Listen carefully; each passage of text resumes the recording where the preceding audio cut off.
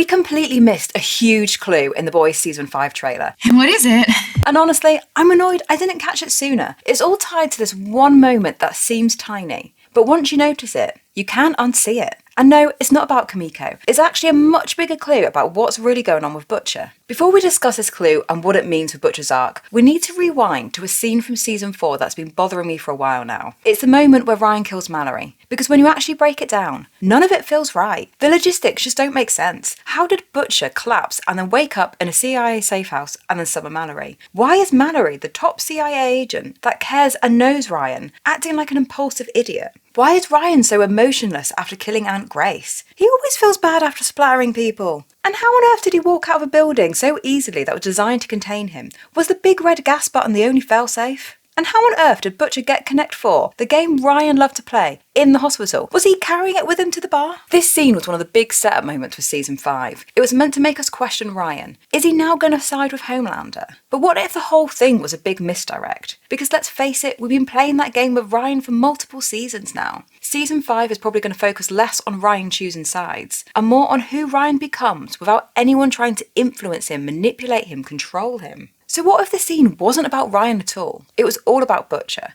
Because this moment is exactly what pushes him over the edge. This is exactly what allows Kessler to take control of him. Everything about that scene resulted in Butcher giving up on hope and giving into anger, hatred, and well, Kessler. Because in that moment, Kessler got exactly what he wanted. I mean, just look at that smirk when Butcher collapses. Butcher was about to pull himself out of his pit of despair after watching Ryan on the telly, and then he collapsed, and well, we know the rest. How convenient for Kessler. So what if Kessler was making him hallucinate the entire thing? Think about it. We already know Butcher's condition is getting worse. He's been hallucinating for a while now. He knew Becca wasn't real, but he didn't realise Kessler wasn't real until much later. So what if it didn't stop there? What if he's been hallucinating more and more, slowly losing his grip on reality, for longer than we thought? This would explain why the Mallory scene feels all wrong. It would explain why Ryan behaves like this. Because it wasn't Ryan. It was Kessler manipulating Butcher, because he knew Butcher feared Ryan becoming Homelander, almost as much as Butcher feared becoming his own dad. And once Butcher believes Ryan is gone, Kessler knows this would mean he could take control.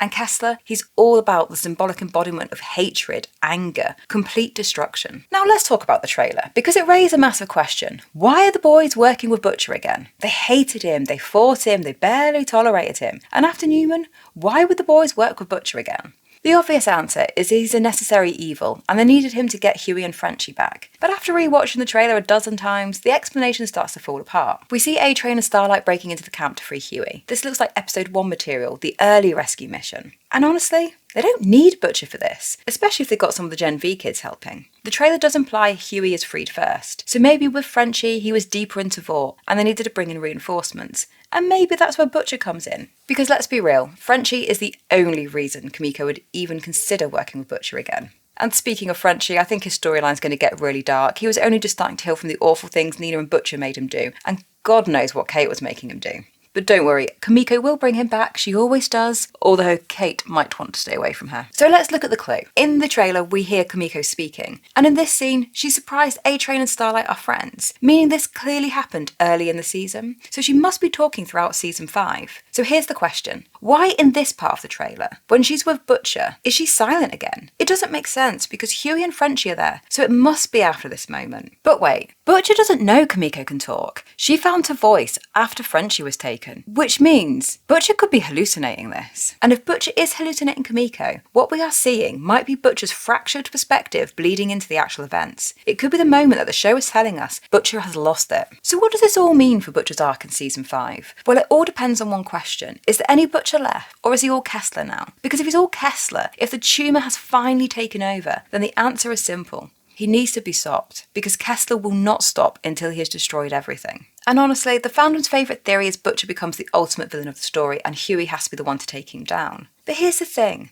Isn't Butcher a villain already? Just because he opposes Homelander doesn't magically make him a good person. It doesn't make him the hero. The entire time he's been driven by anger and hate, and his powers reflect that. Yes, they resemble Homelander's, maybe because of his obsession, maybe because they're more alike than he wants to admit. But symbolically, these powers scream rage, aggression, destruction. They are the physical embodiment of everything rotting inside of him, and that's what Kessler represents. And let's take Becca. She represented the last good part of him, her pushing him to keep trying, keep fighting, representing the part that wanted to protect Ryan, the part that believed he could still do something right. But where was she in that Mallory scene? Well, I think she wasn't there because Kessler didn't want her there. Kessler wanted Butcher isolated, broken, and ready to self-destruct. Because at the end of the day, hate will consume anyone if you let it. So yes, Butcher will need to be stopped, and Hughie is absolutely the most likely person to do it. Their relationship has always been the thing that often stops Butcher going over the edge. Hughie having to take him down would give the ending some darkness, because let's face it, this show is not going to end on sunshines and rainbows. And no, I'm not going to curse this show by saying the ending's going to be bittersweet. And this option would be better than the idea of Butcher dying in a heroic moment of self-sacrifice with Ryan, because that would just be the shortcut to redemption that he hasn't earned. But what if the writers do want to offer us a sliver of hope? That this polarised world isn't going to destroy itself, that people can be saved, they can be redeemed. Because there is another option floating around this narrative, and her name is Marie Moreau. We've always seen Marie as a weapon, the Odessa baby, the one powerful enough to take down Homelander. But we know ultimately, this whole thing was just a wild goose chase for Starlight set by Sage. She was never going to be the Harry Potter or the Frodo of the show. And if we look back at Gen V, Marie's real turning point wasn't when she was fighting, it's when she was healing. And who in the universe needs healing more than Butcher?